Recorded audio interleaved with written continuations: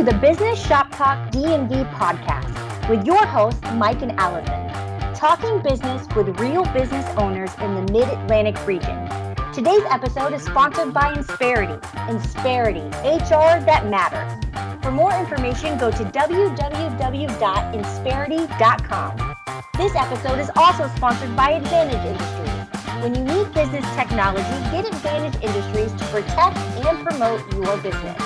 To learn more, go to www.getadvantage.com and schedule your first meeting to see if you qualify for a free network scan. Okay, everyone, welcome to Business Shop Talk DMV. My name is Mike Shelah, and I would love to introduce to you my co-host, Alison. Say hello, Alison. Hi, everybody. Alison Haase here. We gave this show the title, Who Are Mike and Alison and Why Should You Care? And we think that's important because the show is called Business Shop Talk DMV. Alison's company, Insperity, they are all about creating HR solutions for businesses. And my company, Advantage Industries, is all about creating technology solutions for businesses. And when Alison and I first met, we found that there was real synergy between our geographies, our customer types, and the way we were going about our business. There's a lot of really ugly salespeople in this world. I don't mean physically unattractive, though I'm sure those as well. But there's a lot of just not good salespeople out there, people that don't listen and people that don't help and people that just are trying to shove a widget down your throat and instead of trying to encourage you and make your business better. And Alison and I are not that. We are very much not that. And this very first episode, our pilot episode, our launching episode, we wanted to take a few minutes, give you a little bit background about us so that you can feel comfortable listening to our content. Future episodes, what you're going to get from us is Alison and I are both going to talk about our industries because they're certainly interesting and things come up. Really interesting things come up, funny things come up. We hope that you're going to laugh. We hope that you're going to be educated. And the show will be broken into those two segments. There'll be one with Alison and I talking. And then the second part of the show, we will be interviewing our customers because we think that's a great way to not only promote our businesses, but promote our customers as well, because they're out there trying to earn a living as well. They're trying to make money. They're trying to serve their clients. And we want to help them get their message out about what is their differentiator and what makes them better. So to Alison's credit, she came up with this great idea called Who, What, Where, When, Why, How. And that's what this segment is going to be. So without further ado, Alison, why don't you tell us your Who, What, Where, When, Why, How? Thank you, Mike. You may have to prompt me again, despite it being my idea. So that's what happens when you're live and you're not reading from a script. But thanks for the introduction. And I do agree. Not all salespeople are created equal, just like not all businesses are created equal and not all business leaders are created equal. And I feel like I have a unique advantage because I started as a business owner. That was my real first job. So born and raised Baltimore County, Maryland, went up to Westchester, Pennsylvania for college. For whatever reason, I thought the easier, softer way would be to be an entrepreneur out of the gates instead of piloting through and pummeling through interviews, chaining myself to a desk 9 to 5. Wasn't for me, didn't have my name anywhere on it. So I blasted through school with a Spanish degree, graduated early, and then started my own horse training business. So unrelated to Spanish, although a lot of my future workers would be happy that I could at least communicate with them somewhat. I mean, full disclosure, I don't know what the heck I'm saying anymore, but if you drop me off in Spain, I might be able to do okay. But I started my own business from scratch, and my parents are both business owners and entrepreneurs, so it must be somewhere in my blood. But it gave me a real appreciation for the grind and the loneliness that is being a business owner. They don't have a lot of people to talk to about the ins and outs of what they're experiencing, right? We're taught societally to put on a brave face, a bold face, a confident face. And a lot of times that's not what happens behind the scenes. And so for 8 years, I experienced that lifestyle. I also experienced salespeople, right? And although like the industry is very different, I don't serve the equestrian community anymore. The ideas and the verticals are the same, right? You still have to feed your family and you still have to pay bills and you still have to make money. And the business owner is their best salesperson, right? Because usually they're the ones who started it all and believe the most in it. So how do you get that to transfer throughout the company and all of its people? And that's a bit of what I do now at Insperity. So, I went from a business owner to, I have to say it, a car salesman, right? The most hated sales professional in the universe, stigmatized and stereotyped. I got one better on that. I'll share that when it's my turn. I can't wait. I am a female, obviously, so I at least knock the, smoking guy haggling you in the parking lot off immediately. But it taught me a lot about facing the public and how to treat people better than they expect coming in the door, right? Car sales is very transactional. People come in expecting to fight with you. And I had to really learn how to disarm them from the beginning. I have a very high quality resting, what face. And I had to learn how to get rid of that, right? I had to learn how to smile and greet people warmly, even though I could feel them sucking me dry before they even opened the door. And that taught me a lot about sales, and I did very well, but that was a less of a grind than my business, but still a grind that I just wasn't going to have enough of a growth track for me to continue. I moved back to Maryland. This was all in Pennsylvania. My mom has MS, and so I wanted to be closer to her and be available. My father had several businesses, still does. I helped get one off the ground, and so I had more managerial experience. So business owner, sales, management. And I feel like that whole, that encompasses exactly where I want to be now, to sit with whoever across the table and really identify. Like I really do understand, because I've actually done it and I've lived it. And I've done it for longer than 6 months or a year, right? I've done each thing for several years. So I've been through the growth curves and the growth spurts and the bottoming outs, and I get it, right? And I've weathered the storms with these different industries. And I appreciate that they were different. Because I think it expanded my scope, but then I could also appreciate the similarities still. So enter Insperity. I've been here, actually, I'm celebrating my 3rd year this month. And it is the hardest job I've ever had. It is not a transaction in that it starts on Monday and it ends on Friday. There is nothing transactional about my relationship with my clients, with Insperity's relationships with our clients. We are an outsourced HR provider. We do everything from the nuts and bolts like payroll, healthcare benefits, to the things you think of in HR, which are the annoyances in a business, right? Compliance, technicalities with PTO and tracking leave and handbooks and rewriting policies and procedures. That all stuff is really important. And if you do grow to where people will notice you, you really should have your ducks in a row.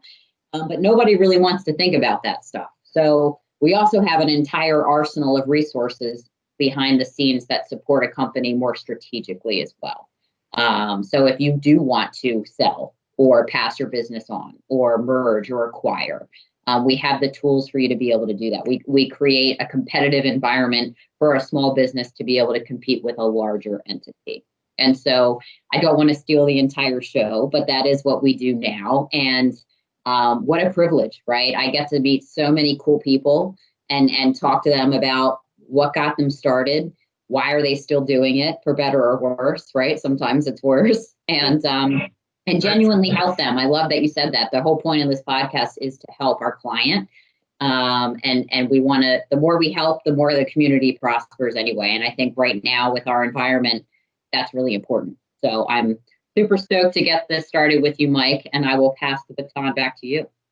Yeah, and I love the points that you brought up there. I had totally forgotten about the whole Westchester University. I think I told you I had a little tie to that back in my Drexel University days. Yes. But you brought up so many great things, because you mentioned being a car salesman. My very first sales job, I was a door-to-door insurance salesman. I kid you not. Oh, God, gut-wrenching. I literally went door-to-door selling an insurance policy. I'm going to leave the company out of it. Anybody really wants to know, you can send me a private message and I'll tell you that piece. But we sold, it was kind of like Aflac. It was a supplemental policy. You put cash in your pocket, but I had no salary. They sent me to the middle of nowhere, Pennsylvania, for a week to teach me my sales pitch. Oh God. It was a week long, and the way that you graduated from class was on Friday. You gave the pitch to the teacher, and he said either you passed or you didn't. And then with that, we had a week where we did nothing but classroom teaching for the insurance exam, because you have to be licensed to sell insurance. Right. And I'm not good in class. I did pass. Fortunately, it was a pass-fail, so I never found out how much I passed or how close I came to failing. You got the gold star. Yep. I tell people all the time, I put more money in my gas tank than I did my bank account for the 6 months that I did that job. Yeah. But it does teach you a lot. I had to depend on others. I had to get up every morning and drive out to my territory. Sometimes I was staying in a crummy hotel for a week, and I didn't have an expense account. So anything I ate came out of my pocket. And at, what was I then, 24? It was quite an education at 24 years old, what it means to be an adult.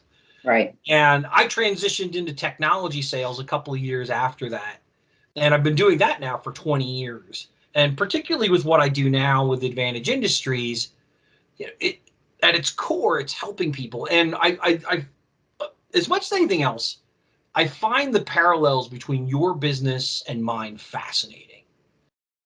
You mentioned compliance. You mentioned policy writing. We do those things too, but they're from a technology perspective. And people hear those words. They hear the word compliance. They hear the word policy writing, and they don't necessarily know what that means or what parts of their business it applies to. And as you and I have just shared, it applies to at least two, and probably more.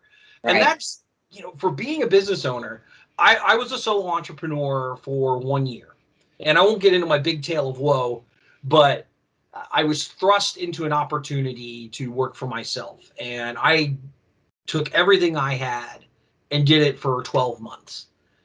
And my bills basically outpaced my ability to earn income. It was trending in the right direction. It just wasn't trending fast enough.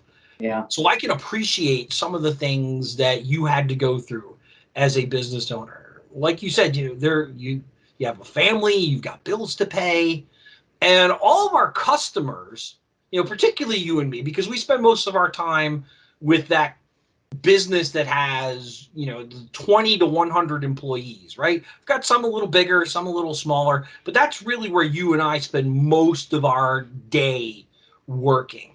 Yeah. And that group of people, to me, are fascinating because they work so hard.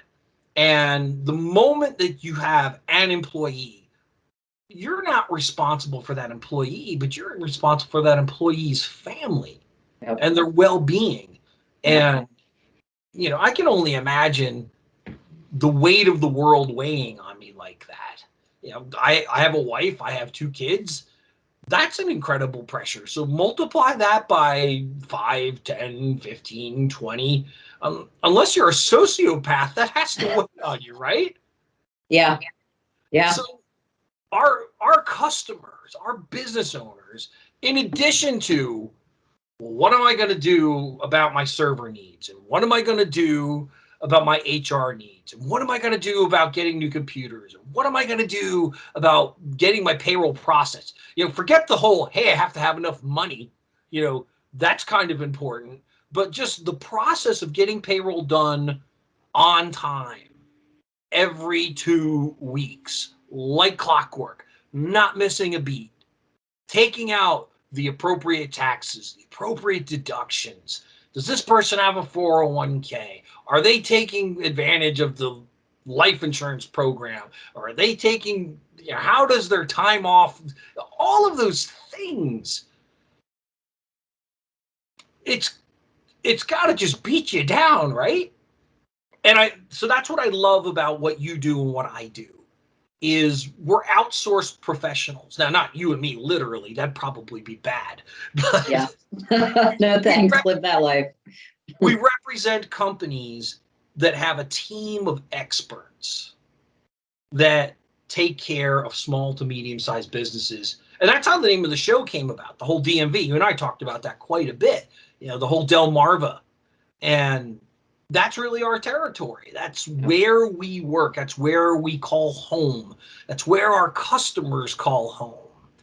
And when we can do things that propel a customer forward, that $1 invested with us turns into $4 in revenue, that's the hardest thing for a potential client to understand, right? Right. Is you need to do certain things to make your business run. Great example, your business needs an internet connection. Your business needs to have a website. 20 years ago, neither of those were a requirement to do business. Right. Think about it from an HR perspective. If you have one employee, you have to take taxes out. Yep. And not only do you have to take taxes out, but you have to take out the amount that they tell you to. Right. And I don't mean the government, I mean the employee. Right. Right. So there's all these little things that go into what you do and what I do. And the customer just goes, oh, it's great.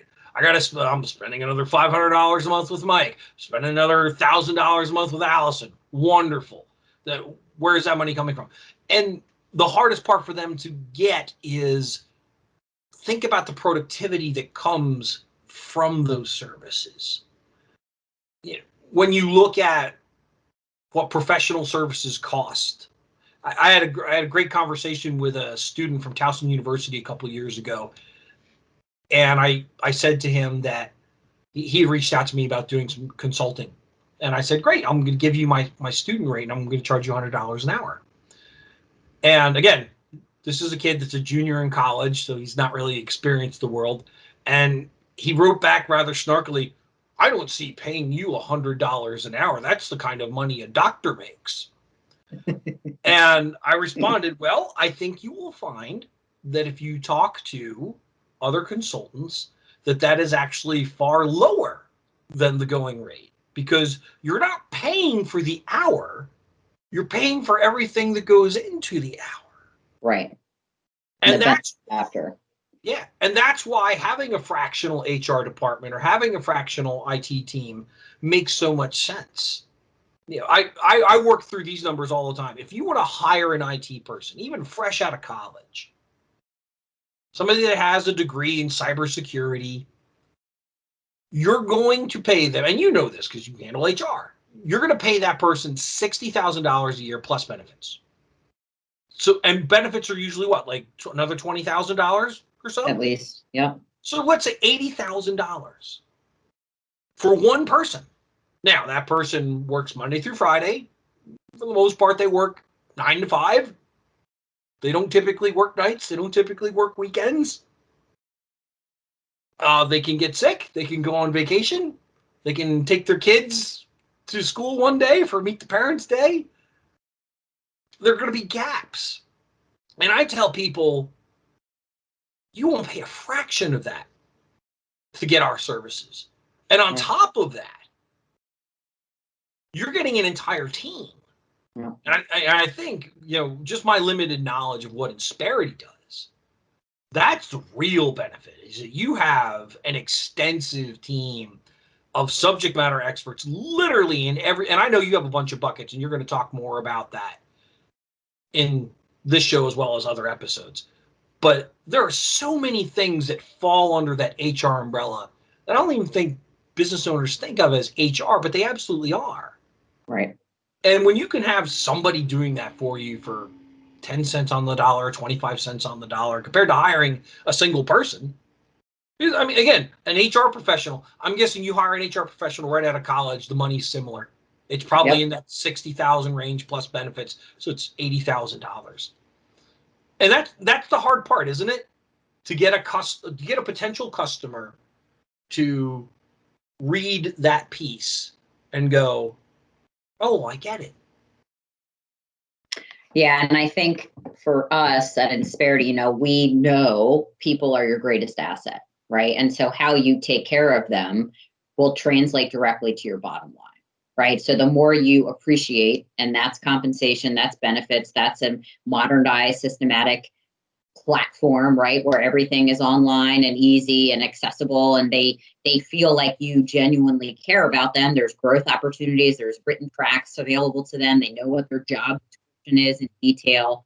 The more willing they are to put their effort out, right, the more engaged they're going to be. And the more engaged employees you have, the stronger your workforce is, the more money ultimately the business and you are going to make. And when you shortcut employees, they know it, right? What's your turnover rate like? Do people stay? Do people complain a lot? Does anybody get referred into your business? Those are all key indicators of how you're actually doing.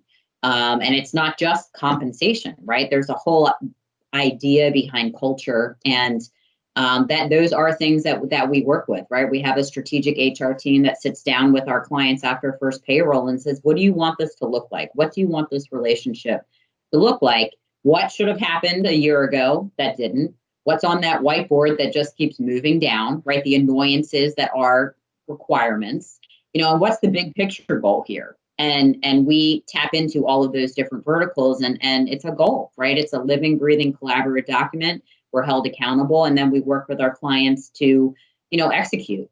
And everybody's different. Every business is different. Every industry is different. You said 20 to 100. A 20-person company has very different needs than a 50-person company, 7,500, from not only regulatory standpoints, but overall, we're growing, we're merging, we're acquiring, or, we're trying to not get sunk this year.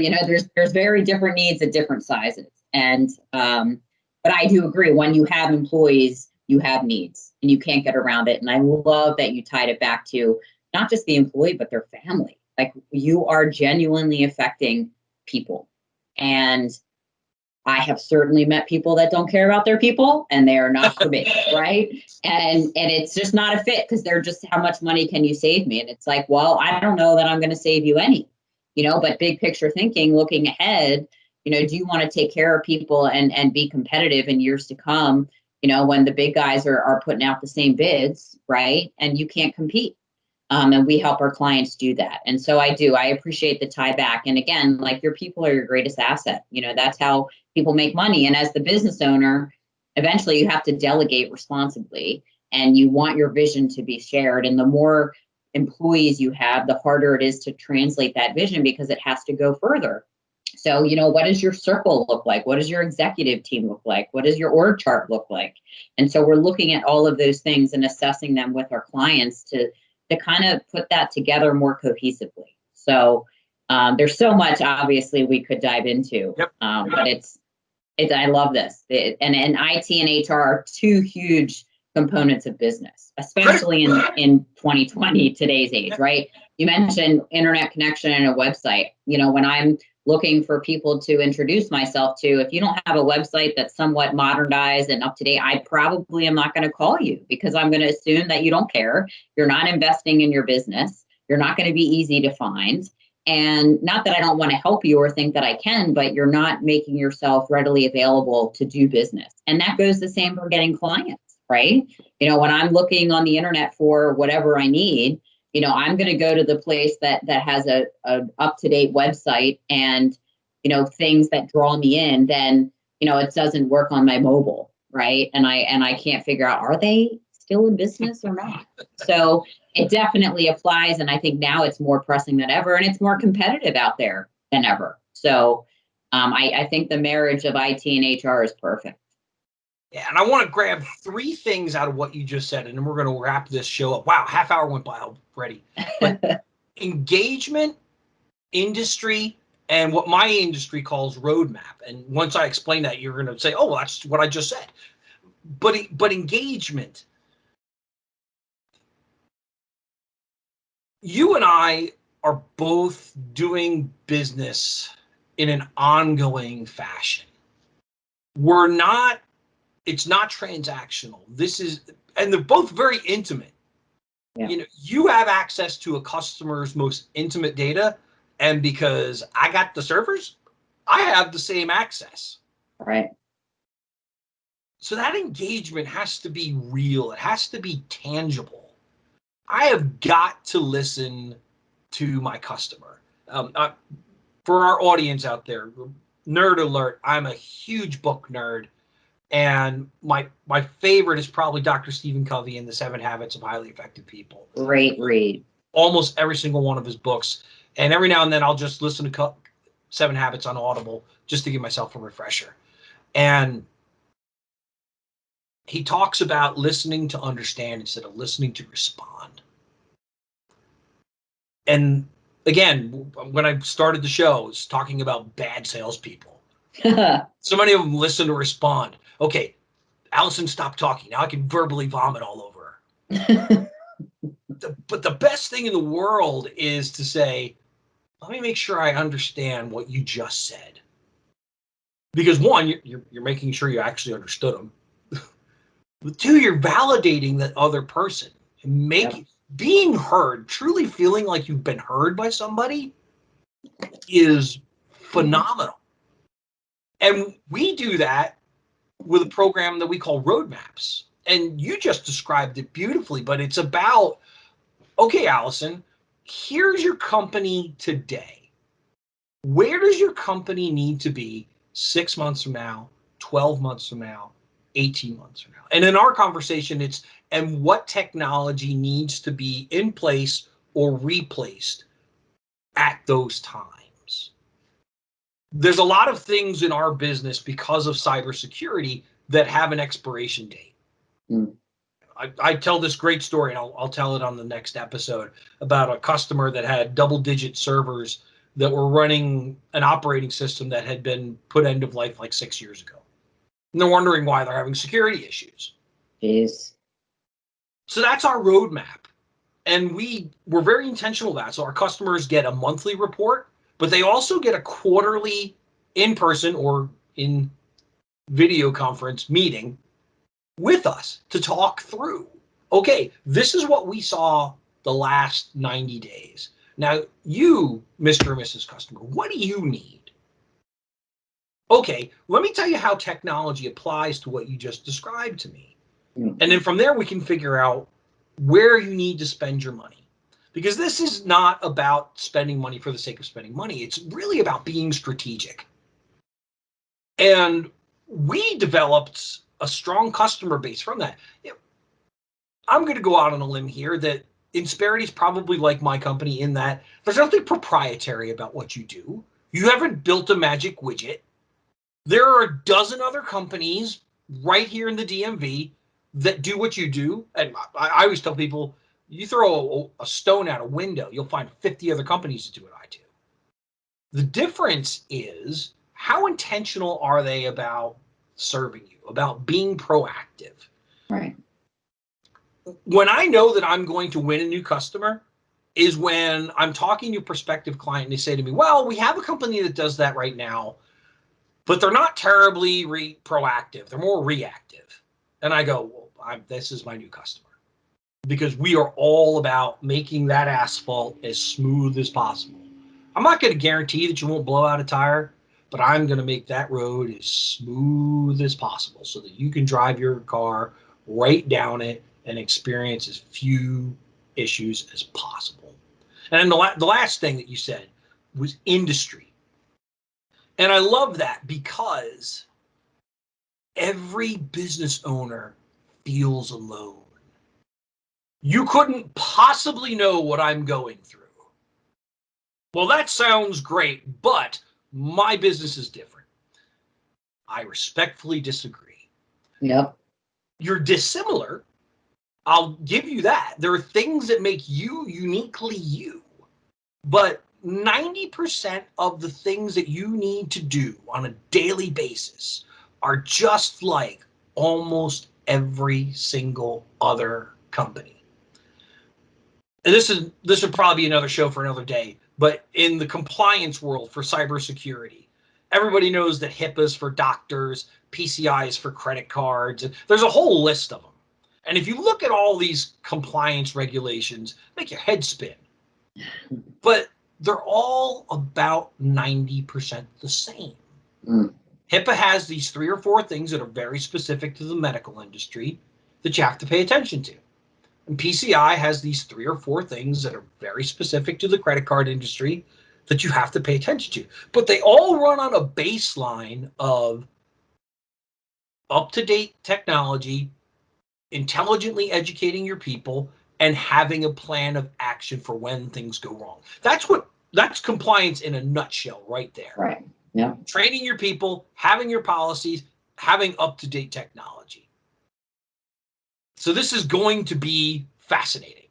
Alison, I've had a lot of fun today. I don't know about you, but this has been great. Likewise. I appreciate it. It's fun to talk shop. And on our next episode, we will be interviewing our first guest, one of Alison's customers. We'll get into that more in the next one. We're going to switch off every other week, have one of hers, have one of mine. So if you're interested in being on the show, call us up, become a customer. We'll be glad to have you on. But for now, everybody, thank you for coming on the show. And just remember, people helping people, it's powerful stuff.